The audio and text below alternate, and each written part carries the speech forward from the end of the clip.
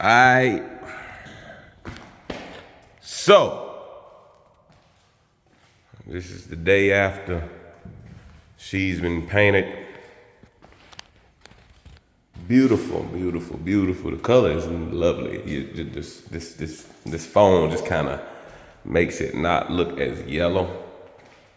But it's just a tad more yellow in person than it is on this video. But anyways, guys, hope y'all having a blessed and a prosperous day today, because guess what? I am. So what we got here, 1973 Super Beetle. This right here is for my landlord, actually. He told me about 5 years ago he was looking for one of these. And he finally found him one, and he brought it to us for us to bring it back to life. And that's exactly what we did. We changed it from the old red, and we put this bad boy Daytona yellow, and turned out beautiful. We didn't completely disassemble this vehicle, but we pretty much took most of everything that really needed to be hit off, like the flares and door handles and things like that. And it turned out really, really nice, y'all. This probably has been one of the most fun vehicles I've sprayed, probably the funnest. Like, I enjoyed painting this car, y'all. I really did. I really, truly enjoyed painting this. And whenever I love painting something, I'm telling you, I can paint them all day long. And it's not that big of a vehicle. And I was able to get all the parts inside of the booth and spray everything and get stunning results. Because when you have a bigger vehicle, and I have a fairly decent sized booth, when you have a huge vehicle in here and you got it taken apart, it's hard to get a real clean job. Because say for instance, you got to know how your airflow is. See, I have a fan up here that brings in fresh air, pushes it down. And I also have a fan there that sucks air out. See, I don't turn that one on unless I'm just trying to clear out the booth after I'm done painting. But all my exit is usually at the back. So fresh air and then it goes out, fresh air and then it goes out. So how I spray this is with this particular one, I started with my parts in the back. I sprayed those, all the air, overspray exited out. And then I've sprayed away from the car, so I didn't have so much overspray falling on the car when I went to go do my base and everything. So all my overspray was pretty much out, and then I went back and I still tacked the car all the way down, and then I laid my base.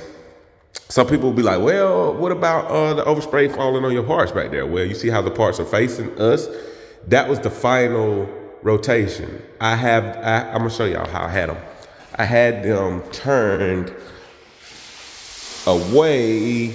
Oh yeah, by the way, look at my stand. See, this is a stand. I got it turned upside down and it, yeah, anyways. But I had them turned this way, right? So the overspray really wasn't falling on the panel. It was just kind of, hitting a lot of that there. So that was a good thing. I still went back and tacked that off after I got done basing this, the car itself.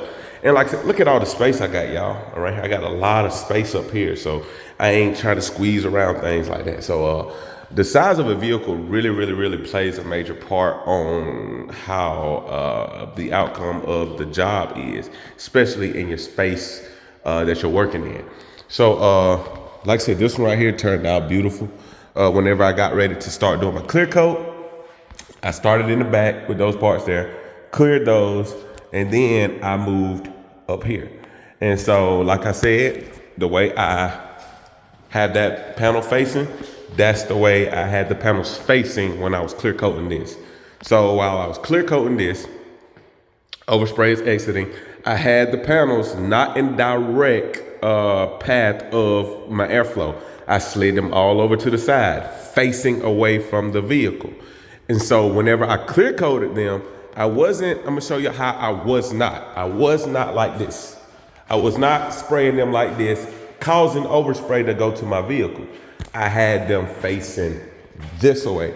Pretty much just like how I have this one right here, how it's facing this way. I had them facing this way, so whenever I'm cleared, overspray exit out.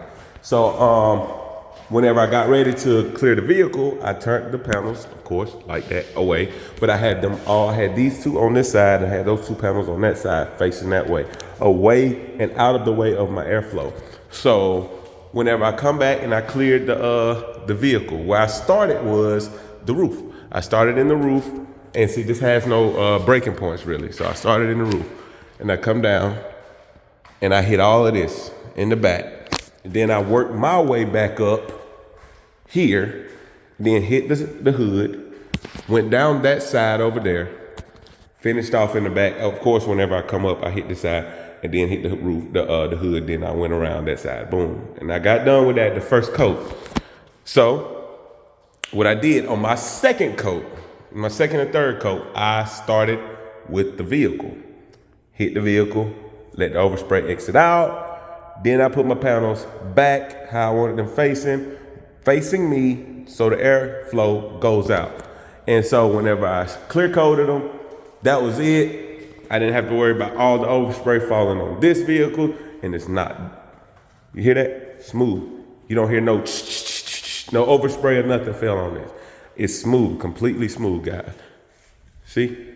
No. So when you rubbing that and you hear all that rough sound, then guess what? That's where your overspray, then settled on top of your vehicle. But like I said, I have a fan up there, a nice fan that blows fresh air in. So it kept a lot of the overspray from getting to the vehicle while I was spraying that. So yeah, like I said, guys, it's all on your technique on how you spray, and it definitely plays a role on your finished product. This one right here turned out beautifully, and the way we sprayed it worked. So that's the main thing. That's all that matters. As long as it works, what works for you may not work for me. It may not work for the next person. I just share with y'all what worked for me. And like I said, it worked lovely. I'm happy with my outcome, and beautiful results. Like I said, beautiful, beautiful results. And like I said, this is a full color change, And there's a panel that goes over that, so I didn't put nothing down there. We got rockers that go down there and everything. So, but anyways, guys, this one right here may not even need no cut and buffing. There's some little bit of trash here and there, but nothing so extremely noticeable. See, beautiful results, beautiful results. But like I said, it plays a factor in how you spray. I had my air pressure up to about 38 PSI. So yeah, that's pumping, but everything laid beautifully. But anyways, guys, just wanted to share with y'all my techniques on how I sprayed this particular car and how I got the results. And like I said, not every job gonna come out like this. I mean, I'm not spraying in no $100,000 paint booth yet.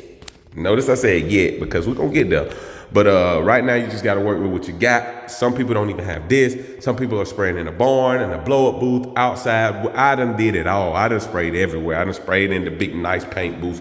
I done sprayed in the barns. I done sprayed outside and opening in the portable paint booth. I got a portable paint booth. And of course, I got outside. So I still spray outside at times, and I still spray in my portable paint booth at times. So with that being said, there's no excuses. Y'all just got to get to it and find out what works for you and your setup. And if you have any questions, I've sprayed in almost every type of environment you can think of. Y'all hit me up. I'll be glad to give y'all some pointers on how to get clean, beautiful finishes on y'all paint job, whether you have a paint booth or not. So thanks for tuning in. Y'all have a blessed and a prosperous evening. If you haven't subscribed to the YouTube channel, please go do that, so I can continue to give y'all this content. Y'all got it? Let's get it.